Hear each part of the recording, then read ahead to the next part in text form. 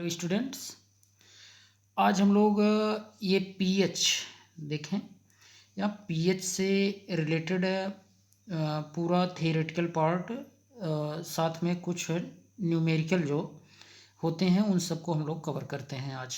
ठीक, तो देखिए सबसे पहले आप देखें तो आपको देखने को मिलेगा, यहाँ आप चेक करें तो यहाँ देखने को मिलेगा कि पीएच जो है, पीएच पी का मीन्स क्या है, तो पी का मतलब होता है पोटेंज। ठीक, पी मतलब पोटेंज और एच का मतलब होता है हाइड्रोजन। तो ये पी जो है ये पोटेंज को दर्शाता है। ध्यान देना है, पी जो है वो किसको दर्शाता है, पी जरा ध्यान दें, ये पी ये पोटेंज को दर्शाता है। ठीक, और एच जरा देखें, एच किसको दर्शाता है, तो आप बताएंगे एच जो है वो हाइड्रोजन को दर्शाता है। ठीक, अब ज़रा देखें यहाँ कि हाइड्रोजन आयन सांद्रता के ऋणात्मक लघुगणक को पीएच कहते हैं। हाइड्रोजन आयन है उसकी सांद्रता के ऋणात्मक लघुगणक को ही पीएच कहते हैं। और इसी फार्मूले से ही देखें हम लोग पीएच निकालते भी हैं। तो ये जो परिभाषा अभी आपने देखा, इसी परिभाषा से ये फार्मूला भी बना है कि हाइड्रोजन आयन, ज़रा यहाँ आप समझिए, यहाँ देखिए तो अब आपको मिल रहा होगा कि पीएच जो है, यह पीएच बराबर क्या होगा, तो minus log base 10 H plus मतलब यहाँ क्या है, इस H प्लस का मतलब वही हाइड्रोजन आयन की सांद्रता। ठीक, वो आपको दी रहेगी, वहाँ क्वेश्चन में दिया जाएगा और पीएच पूछा जाएगा। तो इस तरीके से अभी देखें इसको हम लोग, और भी इसको किस तरीके से लिख सकते हैं ज़रा ध्यान दें। पीएच बराबर, यहाँ देखिए पीएच बराबर आप लिख सकते हैं, यहाँ पीएच बराबर इसी को लिख सकते हैं 1 यानी कि 1/, आप करके log बेस 10 H प्लस। जब 1/, करके लिखेंगे तो ये चिन्ह जो माइनस था यहाँ का, ज़रा देखिए ये वाला माइनस चिन्ह ऊपर का, ये वो यहाँ शुरू में नहीं लगेगा क्योंकि वो नीचे आ गया। तो 1/, log बेस 10 H प्लस आप लिख सकते हैं। ये भी फार्मूला आपका क्या है, एकदम करेक्ट है। तो ये दोनों फार्मूले ध्यान दीजिए, कभी कभी ऐसा दे देगा तो वहाँ भ्रमित नहीं होना है। आगे देखें पीएच जो है, पीएच पूछा जाएगा कि देखें यहाँ सोरेनसन ने, है ना, किसने, तो पूछा जाएगा तो आप क्या बताएंगे, सोरेनसन ने एच प्लस मतलब हाइड्रोजन आयन सांद्रता के माप क्रम हेतु एक स्केल दिया और जिसे पीएच स्केल कहते हैं। सोरेनसन नामक साइंटिस्ट ने, ये वैज्ञानिक जरा देखें, सोरेनसन थे जिन्होंने पीएच को दर्शाने के लिए एक अपना स्केल इन्होंने दिया था, अभी हम लोग उसे देखेंगे। तो सोरेनसन ने हाइड्रोजन आयन सांद्रता के मापक्रम हेतु एक स्केल दिया जिसे पीएच स्केल कहते हैं। अब पीएच स्केल किसे कहते हैं, ये तो सोरेनसन ने दिया, पीएच स्केल किसे कहते हैं, तो आप बताएंगे वह स्केल जिसकी सहायता से किसी विलेन की अम्लीयता, क्षारीयता और उदासीनता को मापते हैं उसे पीएच स्केल कहते हैं।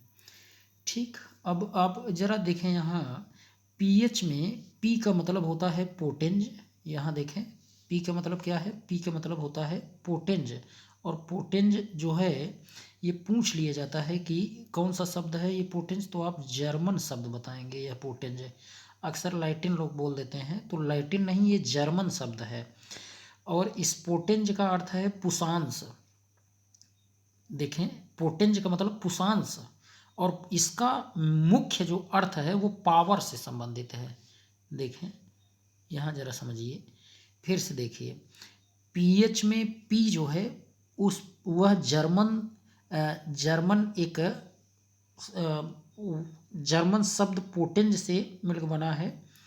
पोटेंज का पुषांश मतलब होता है जर्मन भाषा में, लेकिन इसका अर्थ है कि पोटेंज यानी पुषांश का अर्थ है शक्ति या पावर। ठीक, तो आप कह सकते हैं पावर ऑफ हाइड्रोजन। ठीक, ये भी आप बोल सकते हैं इसे। तो देखिए आगे देखें, यहाँ देखें नेक्स्ट, सोरेनसन की पीएच स्केल के अनुसार अम्ल कौन है। देखें सोरेनसन की पीएच स्केल के अनुसार अम्ल कौन है, तो अम्ल वो होते हैं जिनका पीएच मान 7 से क्या हो जाए, 7 से कम हो। जिनका पीएच मान, ध्यान दें यहाँ, 7 से कम हो, वह अम्ल है। अब यहाँ आप वही बातें यहाँ भी आप देख रहे होंगे, अम्ल का पीएच मान 7 से कम होता है। देखिए लाल रंग की पीएच 7 से कम होती है। लाल रंग की जो पीएच होती है वो 7 से कम होती है। इसीलिए आप देखते हैं कि जो लिटमस पेपर है, अगर हम अम्ल में डालते हैं तो लिटमस पेपर का भी रंग होता है, जैसे लाल लिटमस पेपर, नीला लिटमस पेपर। तो अगर नीला लिटमस पेपर हम डालते हैं अम्ल में तो उसका कलर कैसा हो जाता है, लाल। तो यही बातें हैं कि लाल रंग की पीएच 7 से कम होती है। प्रबलतम अम्ल जो है वह HCl है। एक मोलर HCl का जो पीएच होता है वो कितना होगा, तो पीएच उसका 0 होता है, ध्यान दें। और सोरेनसन का पीएच स्केल 0 से 14 तक होता है। पीएच स्केल 0 से 14 तक माप सकते हैं। तो ये बातें आप जानते रहिए। प्रबलतम अम्ल जो है वो 1 मोलर HCl है जिसका पीएच मान 0 होता है। अब देखिए क्षार के बारे में क्या पीएच स्केल बताता है। क्षार किसे कहते हैं, तो आप बताएंगे क्षार वो होते हैं जिनका पीएच मान 7 से अधिक होता है। ये जिस साइड ये ऐसे खुला रहेगा वो अधिक है, आपको इधर अधिक कहना है।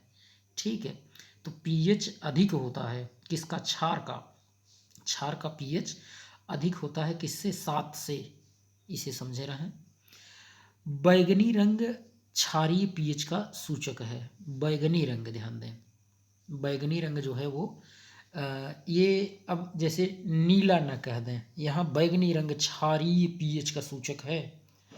और तो आपको पता है कि जैसे अम्ल में नीला लिटमस पेपर कैसा हो जाएगा, अम्ल में लाल हो जाएगा, है ना। और लाल लिटमस पेपर अगर क्षार में डालें, लाल लिटमस पेपर क्षार में डालें तो नीला हो जाता है। अब देखिए प्रबलतम क्षार जो 1 मोलर NaOH होता है उसका कितना है, तो आप बताएंगे उसका पीएच मान 14 होता है, हाईएस्ट प्रबलतम क्षार है। ठीक, देखें आगे जल का विलेयता गुणनफल, ये जरा देखें। जल का ये विलेयता गुणनफल KW से इसे रिप्रेजेंट करते हैं। तो ये क्या होता है, तो आप बताएंगे एसिड का, यहाँ ये एसिड का और बेस का दोनों का विलेयता गुणनफल, ये दोनों का जब एसिड और बेस का विलेयता गुणनफल अगर आप मल्टीप्लाई करेंगे तभी तो जल बनता है, साल्ट भी बनता है ना। जैसे आप जानते हैं एसिड और बेस का अगर क्रिया करवाएं तो क्या बनेगा, साल्ट वाटर बनेगा। तो अगर जल का विलेयता गुणनफल निकालना है तो अम्ल और क्षार दोनों का गुणा कराएंगे तो वो कितना आएगा, 10 की घात 14 होता है। अब ज़रा यहाँ देखें आप, ये सोरेनसन का जो यहाँ पीएच स्केल जो था उसके अनुसार ज़रा यहाँ थोड़ा समझें। देखिए सोरेनसन का पीएच स्केल जो है वो कहाँ से कहाँ तक वेरी कर रहा था, तो आप बताएंगे 0 से लेकर के ये 14 तक। ठीक, चेक करिए, देखिए 0 से लेकर के यहाँ 14 तक वेरी कर रहा। और आप चेक करें तो यहाँ उदासीन जो है शुद्ध जल का पीएच अगर कोई पूछे तो आप क्या बताएंगे, आप कहेंगे ठीक 7 होता है। ठीक, शुद्ध जल एकदम प्योर रहेगा तो उसका पीएच 7 होगा, और वो उदासीन होता है। 7 पीएच है तो जान लो उदासीन विलयन है।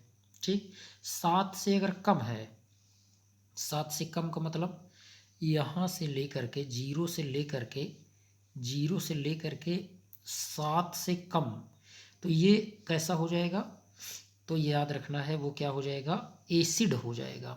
क्या होगा, एसिडिक हो जाता है। एसिड, ठीक, एसिड है ये। और अगर 7 से अधिक कहाँ तक, ये 14 तक है, तब ये कैसा हो जाएगा, बेसिक होता है, मतलब बेस होता है, ठीक, इसे जानते रहिए। अब जरा समझिए, कुछ इसमें पॉइंट आप समझ रहे हैं, जैसे कभी कभी पूछता है कि जठर रस, देखें जठर रस का पीएच मान क्या होगा, तो 1.2 होता है ना। जठर रस आप जान रहे हैं, एक भोजन के पाचन में हेल्प करता है, तो 1.2 होता है इसका पीएच मान। नींबू के रस का पीएच मान अगर आपसे कोई पूछता है तो आप बताएंगे 2.2, ठीक। रक्त का पीएच मान पूछा जाए तो आप बताएंगे 7.4 होता है, क्षारीय होता है, ठीक, क्षारीय होता है। और अगर पूछा जाए कि दूध का पीएच मान, तो जो मिल्क है, मिल्क उसका पीएच मान यहाँ कुछ वेरी करता है, यहाँ पर तो वो आप जानते रहे 6.4 होता है, कितना होगा, 6.4 होता है मिल्क का। वैसे भी लैक्टिक एसिड है उसमें, तो उसी एसिड के कारण वो 7 से कम होता है। और यहाँ जरा देखें, आपको देखने को मिल रहा होगा मिल्क ऑफ मैग्नीशिया, ठीक, मिल्क ऑफ मैग्नीशिया का पीएच मान कितना होता है, तो आप बताएंगे कि 10 होता है, ठीक। और सबसे प्रबलतम क्षार जो है वो क्या है, 1 मोलर NaOH। और सबसे प्रबलतम अम्ल क्या है, तो 1 मोलर HCl, अभी ऊपर बताए। अब याद रखना है कि अगर हम मिडल में हैं, मिडल में मतलब यहाँ उदासीन के प्लेस पर हैं, अगर अब इसके इधर जाएंगे तो अम्लीयता बढ़ेगी, है ना, ज़्यादा अम्लीय कहेंगे। और इसके इधर जाएंगे तो आप क्या कहेंगे, क्षारीयता बढ़ती है। ओवरऑल आप जब चेक करेंगे, इधर से अगर इधर की तरफ जा रहे हैं तो आप कहेंगे क्षारीयता बढ़ रही है। और अगर आप इधर से इधर लेफ्ट की तरफ आ रहे हैं अगर, तब आप इसे कहेंगे अम्लीयता बढ़ रही है, ठीक। ये बातें भी जानते रहिए। आगे देखते हैं कुछ अन्य महत्वपूर्ण पीएच जो है वो देख लेते हैं। देखिए अन्य महत्वपूर्ण पीएच, अम्लीय वर्षा की जो पीएच होती है वो कितना होती है, 5.6 से कम, 5.6 से कम होती है, ठीक, इससे ज़्यादा नहीं। अम्लीय वर्षा के घटक क्या हैं, तो अम्लीय वर्षा के घटक याद रखना है, SO2 होता है, ठीक, SO2 और NO2 यही मुख्य है। ये क्या है, ये दोनों ध्यान देना है, ये दोनों एकदम मुख्य हैं, यही दोनों क्या है, एकदम मुख्य हैं यही, तो इन्हें याद रखे रहिए। ये CO2 भी है, लेकिन SO2 ये तो दुर्बल, आपका देखें यहाँ H2CO3 जो बन गया, ये दुर्बल अम्ल है, ये प्रबल अम्ल है, ये प्रबल अम्ल है, ये प्रबल अम्ल है। तो इन्हीं दोनों कारण होता है अम्लीय वर्षा, मुख्य आप जानते रहिए। यहाँ इसको बल्कि आप हटा सकते हैं, ठीक है, जानते रहिए कि यही दोनों आपको केवल जानना है, SO2 और NO2 के कारण ही अम्लीय वर्षा होती है। और ये जल से क्रिया करके H2SO4 और HNO3 बना लेते हैं, प्रबल अम्ल हैं ये, और अम्लीय वर्षा कारण है यही।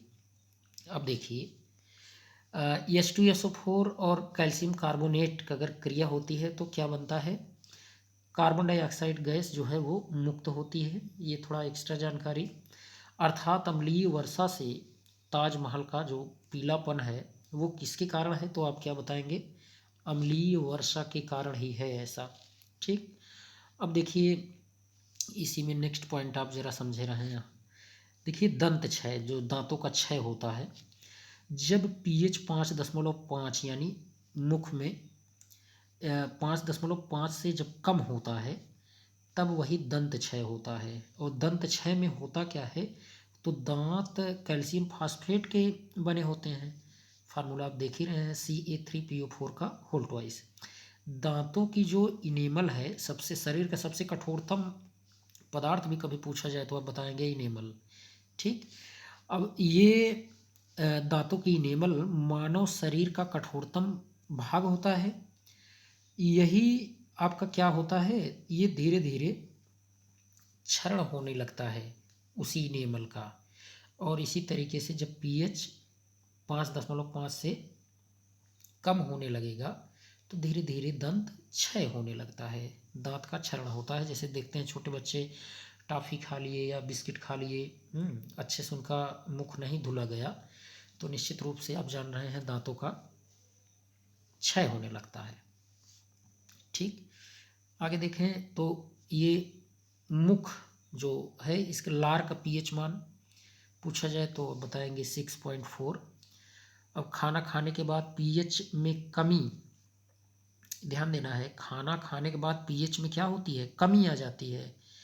ये भी क्वेश्चन पूछा जा सकता है। टूथपेस्ट के बाद pH के मान में वृद्धि होती है, इसे भी याद रखना है।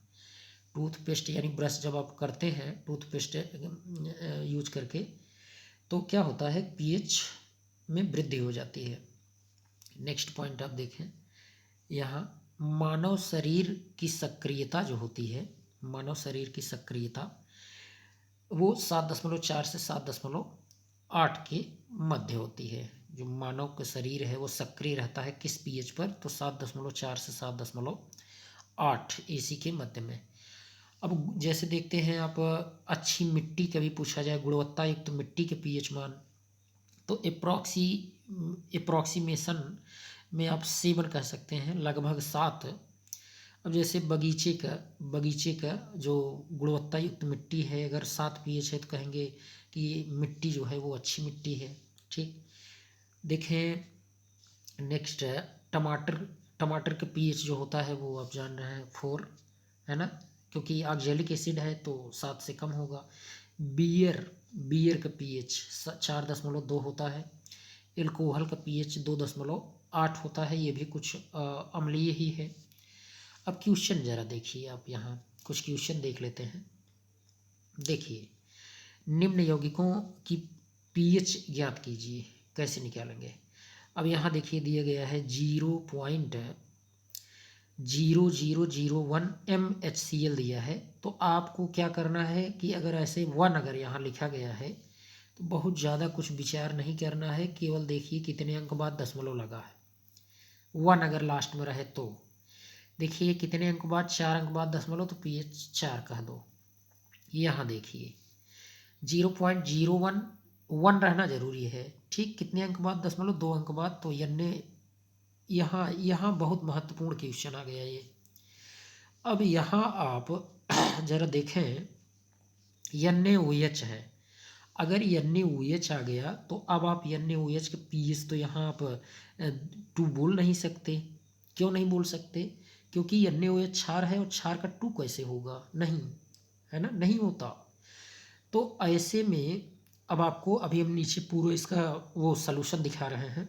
इसका pH आएगा 12, कैसे आएगा, 14 में से 2 आप निकाले हैं, क्यों निकाले हैं ये देखिए। अब आपको यहाँ तो क्यों निकाले हैं जान रहे हैं, OH का, हाइड्रॉक्सिल आयन का ये दिया गया है।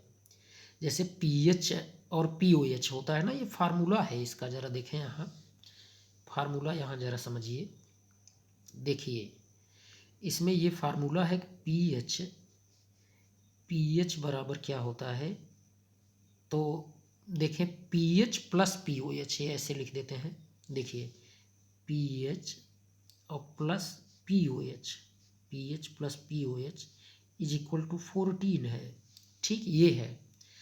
अब हमें क्या करना है कि वो कितनी सांद्रता दिया है, NaOH का दिया है ना, 0.0 करके 01 दिया है, 0.01 M, वो भी HCl नहीं, NaOH दिया है, NaOH दिया है, तो इसका मतलब ये POH दिया है। क्या दिया है, POH। अब POH अगर यहाँ 0.01 मोलर ये सांद्रता हो गई किसकी, OH माइनस की, तो जब आप इसको निकालेंगे इसका pH तो आ जाएगा 2 आएगा, 2 pH नहीं POH आएगा। क्या आएगा, POH 2 आया, लेकिन हमें निकालना क्या है, pH। तो अगर हम यहाँ 2 रख दें और pH निकालें तो ये प्लस में 2 है, प्लस में 2 है, ये उधर जाएगा माइनस में हो जाएगा -2, तो कितना आया, 12 आया ना। तो ये pH 12 आएगा। ध्यान देना, अभी हम आगे इसको बता रहे हैं। देखिए, तो देखें यहाँ पर, इसको ज़रा समझ लीजिए। अब जैसे यहाँ पर आपका ये दिया गया है, ज़रा ट्रिक इसका समझें कैसे सॉल्व करते हैं। देखिए देखिए, अम्ल में पॉइंट के बाद डिजिट गिनते हैं उतनी ही पीएच, और यदि क्षार दे रखा हो तो पॉइंट के बाद जितने डिजिट हैं उन्हें 14 से घटा देते हैं। तो अभी तो हम बताए भी। अब जैसे देखें इसका ये कैसे इसको सॉल्व करते हैं, हल कैसे करेंगे। H प्लस दिया है 0.0001 मोलर HCl, इसी को आप लिख सकते हैं क्या, 10⁻⁻⁴। अब इसी H प्लस आ गया, ये क्या है, H प्लस। अब H प्लस आप इस pH वाले फार्मूले में रख दीजिए, pH is equal to minus log base 10 H plus. अब यहीं रख करके आप इसको सॉल्व कर लीजिए। तो सॉल्व कर लेंगे तो देखिए क्या हुआ, माइनस लॉग लिखेंगे, H प्लस के स्थान पर ये 10⁻⁻⁴ लिख दिए। इसके बाद इसको सॉल्व करने की ये तरीका होता है कि यहाँ बेस 10 भी है, जान रहे हैं बेस 10 है, ये -4 आप इधर लाएंगे स्टार्टिंग में, तो -4 और माइनस चिन्ह है, तो माइनस माइनस से क्या हो जाएगा यहाँ प्लस, ये माइनस माइनस से प्लस हो जाएगा। और log बेस 10 और 10 यानी log 10 का वैल्यू कितनी होती है, तो 1 होती है। तो अब माइनस माइनस प्लस आ गया 4, और 4 में अगर 1 को मल्टीप्लाई करेंगे तो वही आएगा 4 ही, तो ये आ गया। OH माइनस देखिए NaOH दिया था यहाँ, NaOH, तो NaOH कितना आ गया, 10⁻⁻²। अब इसके लिए कैसे निकालेंगे, तो वही फार्मूला pH का ही इसमें भी लागू होता है। देखें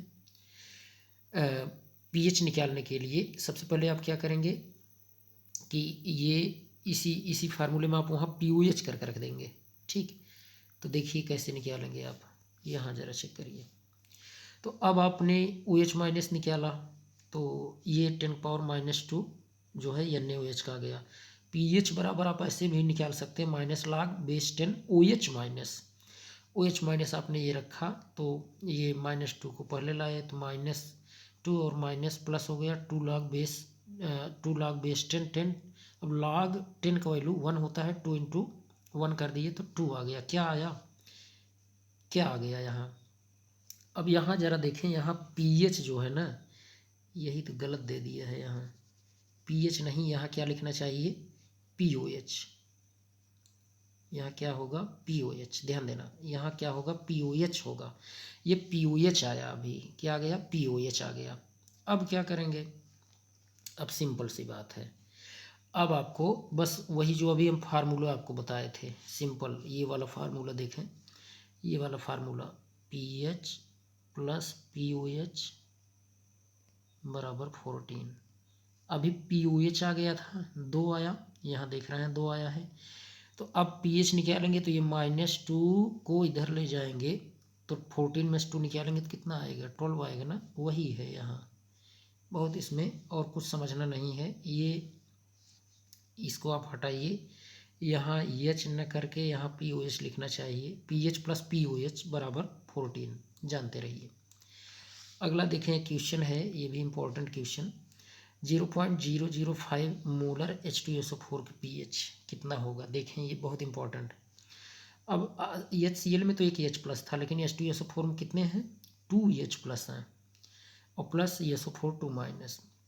इसकी सांद्रता दी गई है, जितना इसका होगा उतना ही किसका होगा, H प्लस का। ध्यान दीजिए H प्लस का होगा, लेकिन यहाँ H प्लस कितना है, 2 है, तो 2 को मल्टीप्लाई करना पड़ेगा, है ना। 2 को आप यहाँ देख पा रहे होंगे, क्या करना पड़ेगा, मल्टीप्लाई, जितना सांद्रता दी गई है H प्लस की। तो अब आ गया कितना, ये आ गया 0.01 आ गया, ठीक। अब देखिए, अब ऐसे में क्या करना है, सिंपल। अब तो आप समझ गए हैं कि इसका pH कितना आएगा। अगर यहाँ देखें अम्ल दिया है तो 2 अंक बाद तो 2 ही आएगा pH, फिक्स है। अब आप इसको निकालेंगे भी तब भी आप जान लेंगे। अब यहाँ दिया है कि ये सब आप न जान के जो हम बता रहे हैं वही आप समझें, ठीक। तो इस तरीके से हम लोग क्या कर सकते हैं, pH को निकाल सकते हैं, ठीक। सिंपल मेथड यही है, या तो आप इसी को ऐसे लिखते, देख लीजिए ज़रा कितना आया है, यहाँ देखें 0.01 ये आ गया, क्या आया, ये H प्लस की सांद्रता आ गई। ठीक, अब इसी को आप लिख सकते हैं क्या, 10⁻⁻2 m क्या H2SO4 ये निकाल दिए हम लोग अभी। अब यही H प्लस दिया गया है तो इस फार्मूले में रख लीजिए, pH is equal to -log base 10 H plus.